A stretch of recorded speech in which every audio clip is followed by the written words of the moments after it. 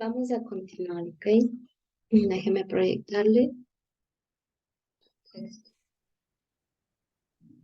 les parece todos estos temas que estamos viendo acerca de otros imperios? Vimos los imperios, vimos las culturas mediterráneas también, ¿no? Mucho antes de lo que ahora es en la actualidad. Y pensando, ¿no? Pensando en que ellos fueron los primeros en que establecieron. Más dicho, se idearon, se inventaron las leyes, se inventaron las organizaciones, se inventaron el sembrío, la agricultura, ¿no? Las limitaciones, los estados, a lo que ahora es la actualidad, ¿verdad? Entonces, mire qué importante todos esos aportes que ha dejado todo, no puedo decir ninguna que no la hemos estudiado, incluso hasta el cristianismo, el imperio romano, los egipcios, los chinos, todos dejaron algo para que la sociedad sea quien es hoy, para la sociedad sea quien es hoy, ¿no? Más bien creería yo, me atrevería a decir que las nuevas sociedades han utilizado todo esto que nos dejó todos los imperios que hemos visto para lucro personal y en sí a dañar, ¿no? A dañarlo o hacerlo por conveniencia, ya no por una necesidad como surgió en aquellos años. La organización eclesiástica. Eliana. La organización eclesiástica. Durante el siglo III se fortaleció la organización eclesiástica en todo el Imperio Romano. Las primeras comunidades cristianas se reunían en la casa de algún fiel, donde recibían a los nuevos convertidos y los bautizaban. En aquellas reuniones también se celebraba la Eucaristía, que consistía en repetir las acciones y palabras de Jesucristo durante la última cena con sus apóstoles. Con el crecimiento del número de cristianos, las comunidades cristianas vieron la necesidad de una organización y, con ese objetivo, utilizaron la escritura administrativa del Imperio Romano. De esta manera, las comunidades locales llevaron el nombre de la iglesia o asamblea de fieles y fueron presididas por los obispos considerados sucesores de los apóstoles. Mire cómo fue creándose la misa en sí, ¿no? La misa, ¿no? Fue la misa. Luego, ¿qué creen que pasó después? ¿Qué pasa si es que no se reunían en una casa, ¿no? Creo que también empezaron a construirse las iglesias, ¿no? ¿Verdad? Ya no eran casas, luego empezaron a crecer, ya realizando esta misa que nosotros llamamos misa, la Eucaristías, ya en las iglesias, la propia casa de Dios, saben decir, no, estás en la casa de Dios. Occidente y Oriente, que me falta de leer. Mm, Gladys.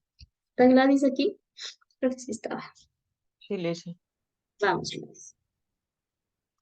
Los obispos, como guía máximo de la comunidad, adquirieron gran influencia y llegaron a ser poderosos. Muchos disponían de tierras, aldeas y siervos. Gran parte de la tierra llegó a ser propiedad de los monas- monasterios, los conventos y las catedrales.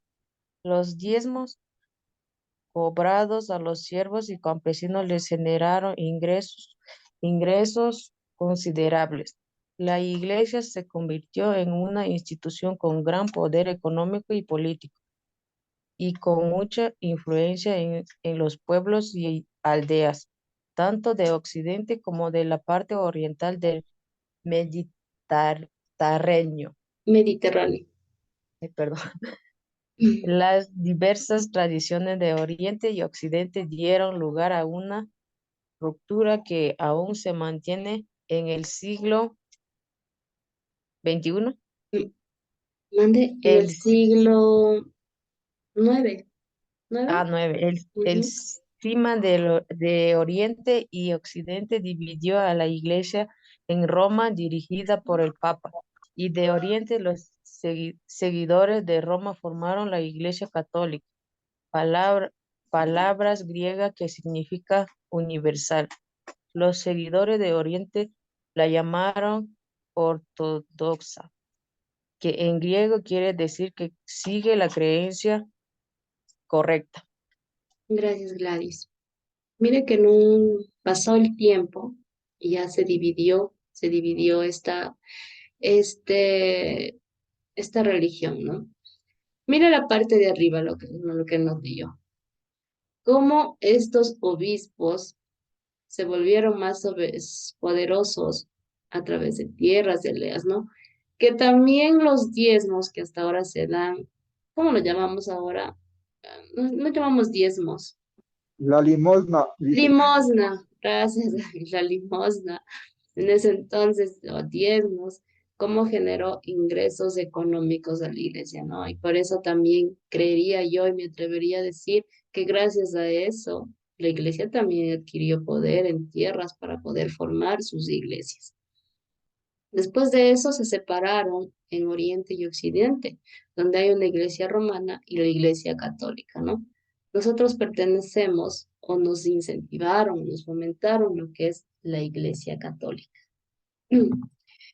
La iglesia católica, cultura y poder. Edwin, ayúdeme, por favor.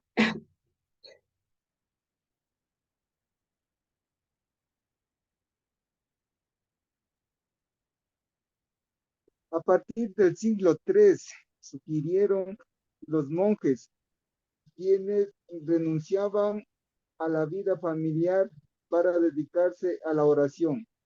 Desde la Pal Palestina hasta los bosques de Irlanda se establecieron monasterios, algunos muy grandes, con talleres, almacenes, tierras y todo lo necesario para la comunidad. Los monasterios terminaron convirtiéndose en los centros espirituales, económicos y culturales de la región donde se encontraban. Los monjes compartieron y difundieron muchas de las obras de los sabios griegos y romanos y formaron escuelas de enseñanza.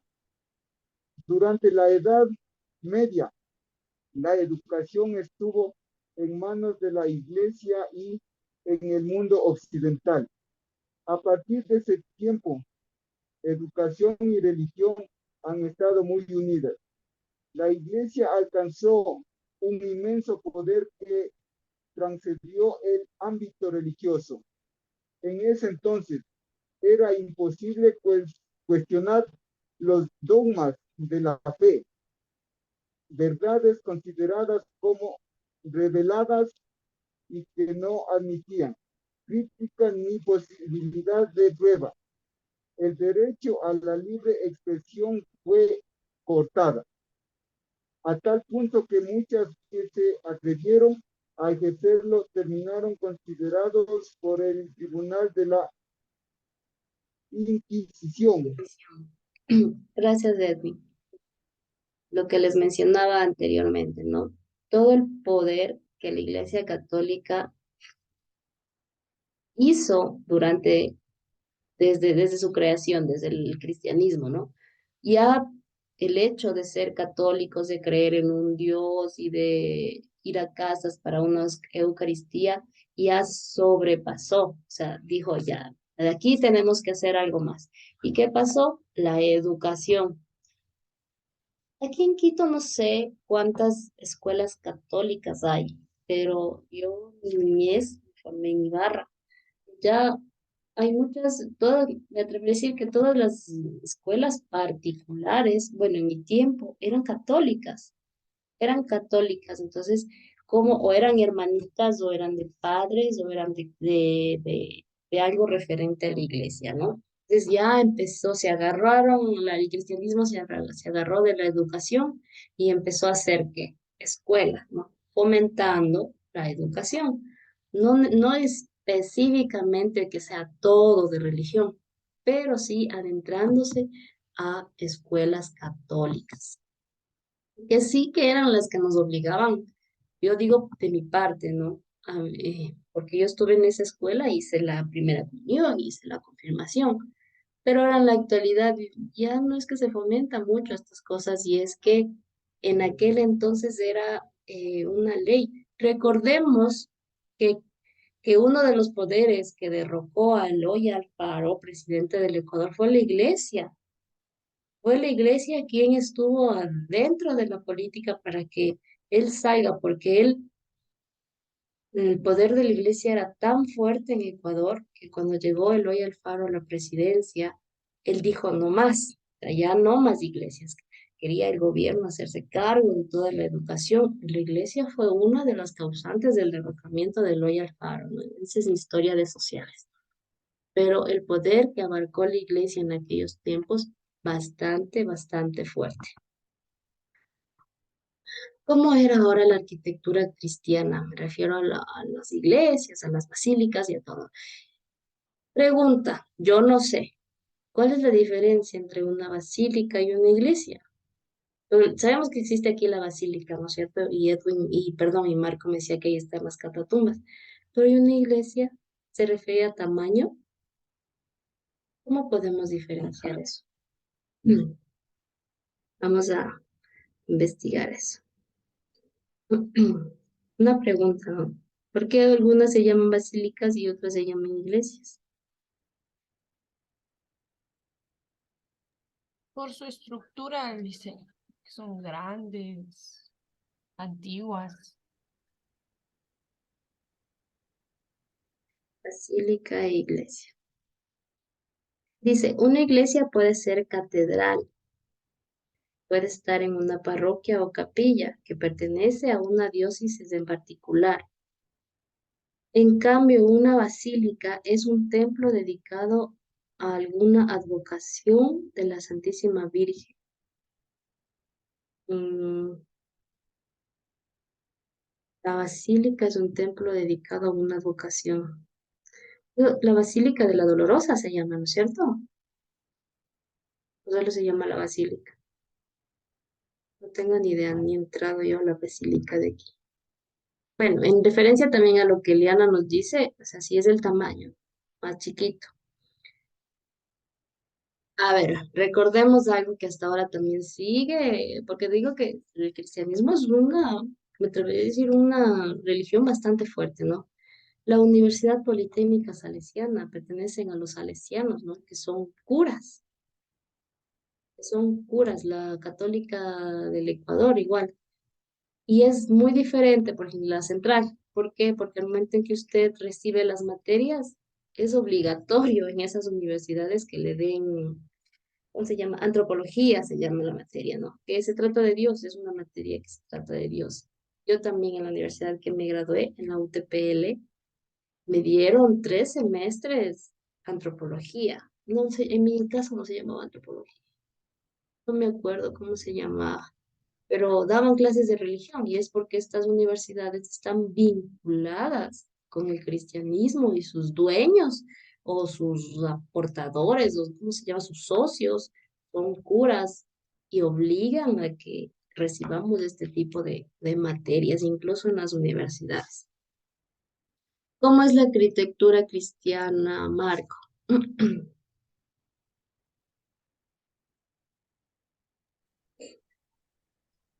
Arquitectura cristiana. La basílica fue la construcción más importante en el escenario europeo.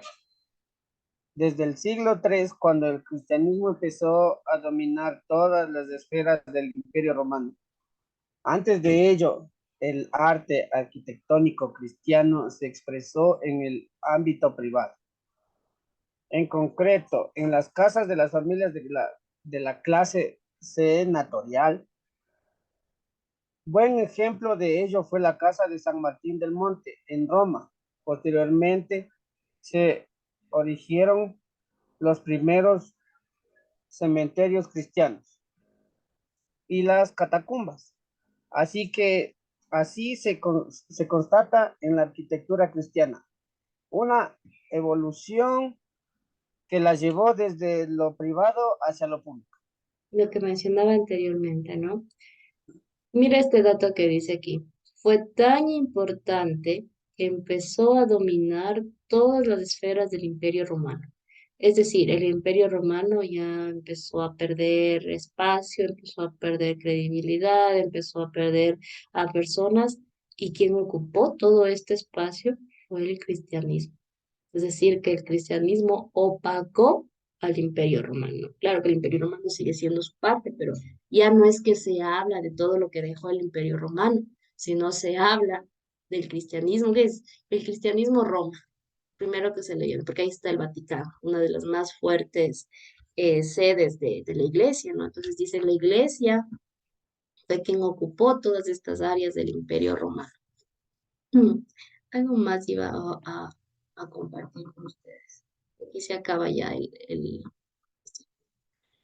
hace, no sé si hace 3 años o algo así, se quemó, hubo este incendio en esta, no sé si es catedral o iglesia de Notre Dame, ¿se acuerdan? Y que hicieron recolecciones mundiales. Las personas abrieron una página para que las personas donen para la reconstrucción de esta iglesia, la catedral de Notre Dame.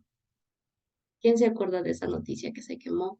Fue una noticia. Incluso hasta pasaron en vivo lo que la iglesia se estaba quemando. No sé, ¿quién se acuerda de esa noticia? ¿Quién se acuerda? Cuando se quemó la iglesia. Algo así se escuchó, Licen, y que Sí, ¿no habían es cierto? dado Fuese, creo, y millones, no podían, millones. Sí, y ni siquiera podían apagarla, no podían los bomberos intervenir porque la iglesia se quejaba de que iban a dañar las estatuas, de que iban a dañar el suelo, de que iba a pasar algo, porque como era una iglesia muy, muy antigua, pero sí, recaudaron millones de millones de millones, incluso famosos donaron y todo eso, ¿no? Pregunto, en cuanto a este ejemplo de la iglesia y de todo lo que se recaudó, ¿qué pensaron ustedes? ¿Que sería bueno que recauden para un bien material a una cosa, a que, por ejemplo, donen para la pobreza o donen, por ejemplo, los terremotos, las ayudas comunitarias? Si me pregunta a mí, yo no estuve de acuerdo que donen tanto dinero a ese lugar. Hubiese preferido que esas personas donen dinero a las personas que de verdad necesitan. No sé, ¿qué piensa usted, Pilar? Sí, licenciada, estaba también pensando en eso y digo, es verdad, hay mucha necesidad, hay muchos que necesitan y tampoco estoy de acuerdo que hayan donado tanto como para esos casos. Quería compartir un poquito con ustedes, compañeros, escuchaba y bueno, me hace recordar un poquito esto. Y ella decía, hablamos de la Iglesia Católica y todo. Bueno, solamente un pequeñito, espero no pasarme del tiempo, licenciada. Yo nací en un hogar cristiano, católico, mis abuelitos bien católicos, como decía, yo estaba en una escuela de monjas y todo, ahí me hicieron la primera comunión, la confirmación y todo. Pero en el transcurso de tiempo, bueno, nosotros les llamamos así, ahora soy cristiana, pero evangélica. Entonces, cuando usted me preguntaba algo del Papa, digo, recuerdo solo hasta Juan Pablo II y no recuerdo de ahí del Papa. Algo que aquí escuchamos y le escuchaba al compañero que decía algo de los diezmos, de lo que en la Iglesia Católica ustedes le llaman Limosna. eso, la limosna. Me ponía a pensar, ¿no? Y reflexionaba un poquito, también yo lo hacía y lo decía, es la limosna que nosotros damos. Pero algo que nosotros debemos de entender, bueno, no sé, es mi manera de pensar. Digo, ahora nosotros en la iglesia evangélica nosotros le llamamos ofrenda, porque es algo que nosotros estamos ofrendando.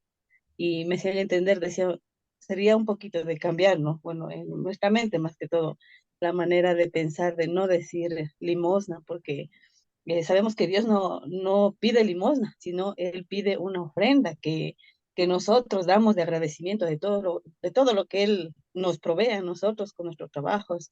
Le digo, en mi caso, con mi huertito, con mis plantas, que puedo vender y es lo que el Señor me da y yo le ofrendo, le doy esa ofrenda al Señor. Entonces, es solamente eso quería decir, licenciada. Y es verdad, aquí nos hablaba de los diezmos, que también se habla, bueno, en mi religión, nosotros sí damos lo que es el diezmo en mi iglesia. damos el 10% de nuestro salario, del 10% de lo que nosotros ganamos. Entonces, me ponía a pensar así un poquito y decía, aquí también habla algo de los diezmos y como decía el compañero, bueno, yo digo de las ofrendas, eso es licenciado. Gracias, Pilar. Algo importante que recalco en lo que usted dice, es verdad, ¿no? Dios no recibe limosna, porque limosna es un término despectivo de regalar algo, ¿no? En ese caso sí, sí le doy la razón, es una ofrenda. Pero en la Iglesia Católica también se da ofrendas. Cuando se organiza una misa, se da un ramo de flores, se da un vino, las hostias, que son las ofrendas. Pero sí está bien, Pilar, o sea, recapacitando ahorita decimos, es verdad, no le damos limosna a Dios, ¿no? La limosna suena un poco despectivo. Pero Pilar, ¿qué se diferencia de la iglesia católica o cristiana a la que usted está ahora? ¿Hay mucha diferencia? No, licenciado. Bueno, sabemos, como vamos estudiando, de que tanto católicos y evangélicos adoramos al único Dios, quien creó, quien nos creó. No hay mucha diferencia, simplemente recalcar de que Dios no es religión, Dios no es de católicos, Dios no es de evangélicos, simplemente como aquí nos decía estos 3 puntos que veía y me ponía a pensar, el monoteísmo, la universidad de Dios y el amor como base de la religión. Eso es lo que nos enseñan tanto a los católicos, a los evangélicos, de que tenemos el mismo Dios que nos pide de que nosotros como hermanos nos amemos entre sí, tengamos ese amor que Dios tuvo para con nosotros, tengamos el amarnos los unos a los otros. Entonces, no hay mucha la diferencia entre religiones, entre lo que es católico y evangélico. Pilar, una pregunta sin ofender. ¿Es verdad que los evangélicos no creen en la Virgen como los católicos que creemos en la Virgen? Ya. Bueno, licenciada, en este caso, eh, creemos en la Virgen, creemos de que María fue madre de Jesús. Sabemos de que fue una elegida por el Señor para llevar en su vientre a Jesús. Creemos en la Virgen, pero No no la la alaban, veneramos, no la eso, adoramos, no eso. la adoran. Ujú. Sí, Ah, ya, ya, no, no la adoran como los católicos. Yo me atrevería a decir que sí, yo sí adoro. Y hay algunas, ¿no? La Virgen de Quinche, de Fátima, la Dolorosa, a la Churoncita que le llaman la de Loja, también la Virgen del Tránsito. Hay algunas, ¿no? ¿Qué dice Edwin? ¿Qué opina? Bueno, sí, dicen, como acabó de decir la compañera, ¿no? Cada quien respetamos nuestras religiones. En especial, como yo digo, vengo y soy de una familia católicos, entonces nosotros sí veneramos a la Santísima Virgen, como usted acaba de decir. Igual los hermanos evangélicos dicen que simplemente las imágenes son hechas por la mano del hombre, pero realmente nosotros en nuestra religión sí adoramos todas las imágenes, licenciado. Y yo en especial es a la Churonita del Cisne. A la Virgen del Cisne, la Churonita, ¿no? Mira, qué interesante estas conversas. Me hacen despertar. Creo que ya nos vamos a quedar ahí. Mire la hora que es. Nos queda al pendiente el islamismo, que es otra religión, ¿no? Que es otro tipo de religión. Sería oriental o sí, oriental, de los asiáticos, ¿no? El islamismo, el budismo, todos esos ya derivan de, de estas religiones. Porque recordemos que el cristianismo, como dijo Pilar, fue una religión que abarcó y abarca, creía yo, esta actualidad, todo el mundo, ¿no? Pero en aquel entonces con mucha fuerza. Ahora ya hay estas derivaciones, como dijo Pilar, el evangelismo, y otras también, ¿no? Hay otras, ahora ahí hay un montón, ahora incluso hay ateos, ya no creen en Dios, ¿no? Pero siempre hacen burlas de los ateos, en el momento dicen que les pasa algo y dicen, ay, Dios mío, son ateos. Y cuando les pasa o se asustan o les pasa algo, dicen, ay, Dios mío. Entonces, hiciste un chiste acerca de eso, ¿verdad? Chicos, qué interesante. Fausto, le veo muy pensativo. ¿Qué piensa? No, nada, Licen, no, yo soy una persona que cree en el ser supremo nada más, no cree en las religiones. Eso yo respeto mucho, como dijo el compañero, en todas las religiones, ¿no? Pero mi creencia es muy diferente, no tengo ese apego a una religión. Creo en el ser supremo nada más, dicen. Eso para Ok, mis mira. compañeros. No, y es respetable. Entonces, cualquier punto que usted tenga es respetable, propio de cada uno, ¿no? Sí, No sí, sí. podemos ni influir, ni persuadir, ni tratar de obligar a personas que no creen en este tipo, o las personas creyentes, o las personas que han cambiado por este tipo, ¿no? Si me preguntan a mí, me considero católica, no al extremo de estar yendo a misa todos los domingos, ni nada de eso, ¿no? Pero sí creo en un Dios y creo también en la Virgen y creo en un Dios omnipotente, que es un ser divino que nos protege, nos ayuda, incluso mentalmente nos fortifica, ¿no? Aunque hay una contradicción en eso. Yo leí acerca de eso. Hay una contradicción, ¿no? Se dice que no existe tal ser omnipotente, que no existe tal, sino el hecho de que como humano racional que pensamos, necesitamos en nuestra conciencia, en nuestro alma, en nuestro espíritu, ese, esa seguridad, ¿no? Entonces, ponemos esa seguridad en un ser abstracto, en un ser omnipotente, que las personas podemos hacerlo sin necesidad de estar pensando en. Entonces, no sé si me hago explicar. Ahí existe una contradicción, bueno, he leído, existe esta contradicción de que la persona tiene que aferrarse a algo siempre, como decir, para que me vaya bien, ¿no? Rezo para que me vaya bien, pienso para que me vaya bien, hago las cosas bien porque Dios me va a, ¿cómo se dice?, a bendecir si hago las cosas bien. Pero eso está, los científicos más que todo, eso está en uno, de pensar bien, positivamente y todo, ¿no? Pero los católicos y las demás religiones necesitamos de ese ser divino para que esta parte funcione en nosotros. Eso es, chicos, hasta ahí nos vamos a quedar ya. Nos faltó el islamismo que también queríamos hacer. Gracias, chicos. Nos vemos el próximo sábado con ustedes.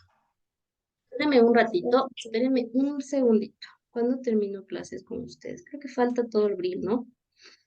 No sé quién tiene las fechas. Déjenme mirar un ratito.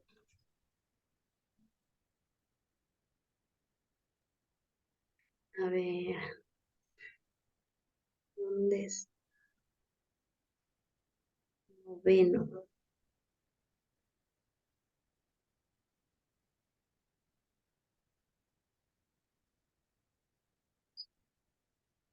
El 22 de abril exámenes.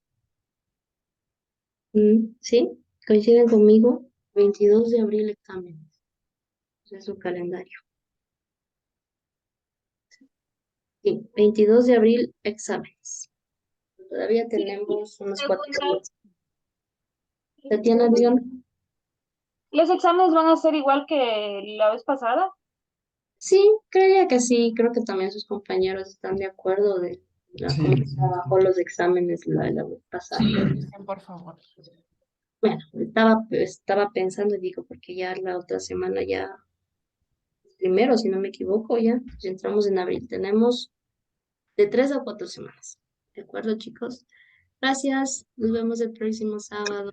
Excelente fin de semana. Gracias, Lice. Gracias, Licen, gracias, Gracias, licenciada. compañeros. Hasta la Gracias, próxima licenciada. Cuídense. Hasta semana. luego, Compañeritos. compañeros, compañeras. Hasta la próxima semana, Nos vemos, compañeros. hermano.